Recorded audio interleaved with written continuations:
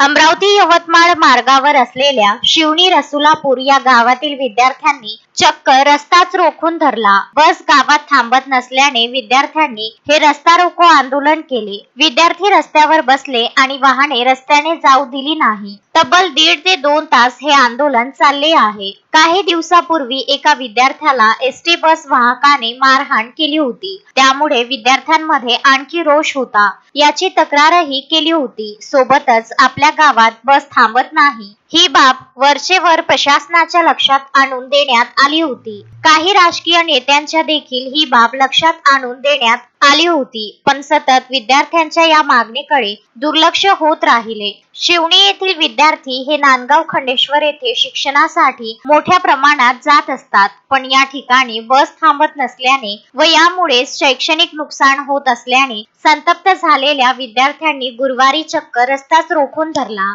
2 तास हे रस्ता रोको आंदोलन सुरू होते। घटनेची माहिती मिळताच नांदगावचे ठाणेदार लांबाडे व आगार अधिकारी संदीप रायलवार यांनी घटनास्थळी भेट दिली। विद्यार्थ्यांची समजूत काढण्याचा प्रयत्न करण्यात आला। विद्यार्थ्यांनी केलेल्या मागण्या लेखी स्वरूपात आगार अधिकारी संदीप रायलवार यांनी दिल्यानंतर हे आंदोलन मागे घेण्यात आले। विद्यार्थ्यांच्या या रस्ता रोकोमुळे 2 तास वाहतूक विस्कळीत झाली होती। विषय शिवणी रसूलपूर येथे थांब्याबाबत तुमच्या आजच्या आंदोलनासंदर्भाने आम्ही लिहून दिला आहे। उपरोक्त विषयानुसार आपणास कळविण्यात येते की शिवणी रसूलपूर येथे अमरावती विभागाच्या सर्व बसेसला थांबा देण्याबाबत सूचना देण्यात आलेल्या आहेत।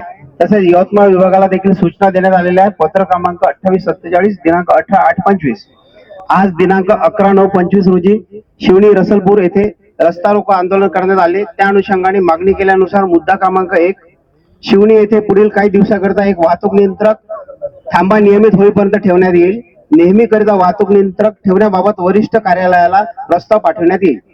मुद्दा क्रमांक 2 चालक वाहकांनी प्रवाशांसोबत सौजन्याची वागणूक ठेवावी याबाबत सक्त सूचना देण्यात येतील। मुद्दा क्रमांक 3 सदर मुद्दा धोरणात्मक असल्यामुळे याबाबत वरिष्ठ कार्यालयाला प्रस्ताव पाठवण्यात येईल। सीसीटीव्हीचा जो तुमचा मुद्दा आहे तो आमच्या लेवलवर होऊ शकत नाही, म्हणून ते आम्ही प्रस्ताव त्याचा वरिष्ठ कार्यालयाकडे पाठवू, मुंबई ऑफिसला पाठवावा लागतो।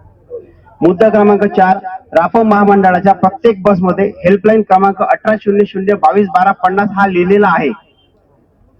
मुद्दा क्रमांक 5 वेळापत्रक तुम्हाला जे वेळापत्रक पाहिजे ते वेळापत्रक तुम्हाला पुरवण्यात येईल। मुद्दा क्रमांक 6 यादी लावण्यात येईल। कोणत्या बसेसची थांबा आहे हे तुम्हाला पाहिजे ते तुम्हाला त्याची यादी देण्यात येईल। मुद्दा क्रमांक 7 मागणीनुसार थांबा देईल। ज्या ज्या गावांना मागणी केली जाईल त्या त्या गावांना थांबा देण्यात येईल। मुद्दा क्रमांक 8 कामगिरीवर असताना मद्यप्राशन करू नये असा राफोचा नियमच आहे, तरी पण चालक वाहकांना परत सूचना देण्यात येतील। मुद्दा क्रमांक 9 पूर्वकल्पना सूचना देण्यात येईल। म्हणजे जर का बसेस कुठल्या बाहेर याच्यावर गेल्या आणि तेव्हा जर रद्द जर व्हायची असेल, तुमच्या नियमित जी फेरी असेल गावची ती जर रद्द करायची असेल तर तशा तुम्हाला सूचना देण्यात येईल। ऐका साहेब, ऐका। आता पुन्हा जादा जर चालवायची असल्या सर्व गाड्या जर तिकडे गेल्या, या गावची जी स्पेशल फेरी असेल तीच बंद राहील, पण मधातल्या ज्या रस्त्यावरच्या सुरू आहेत त्या तर सुरूच राहतील ना, त्या थांबा तुम्हाला सुरूच राहणार आहे।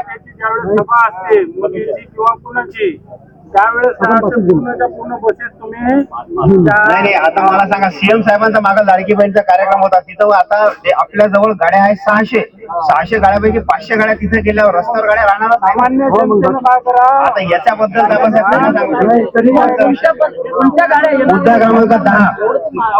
मुद्दा क्रमांक 10 सर्व बसेसला थांब्यावर थांबण्याबाबत सक्त सूचना देण्यात येतील।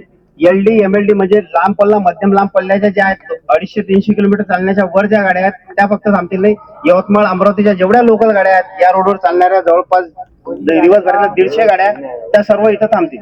सागर सव्वालाखे, विदर्भ न्यूज, नांदगाव खंडेश्वर।